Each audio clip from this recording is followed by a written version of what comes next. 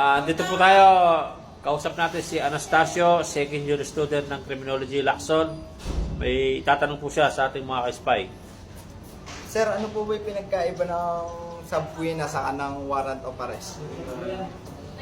Okay, ka-spy Anastasio, ang sagot sa katanungan mo, ang kaibahan ng subpoena sa warrant of arrest.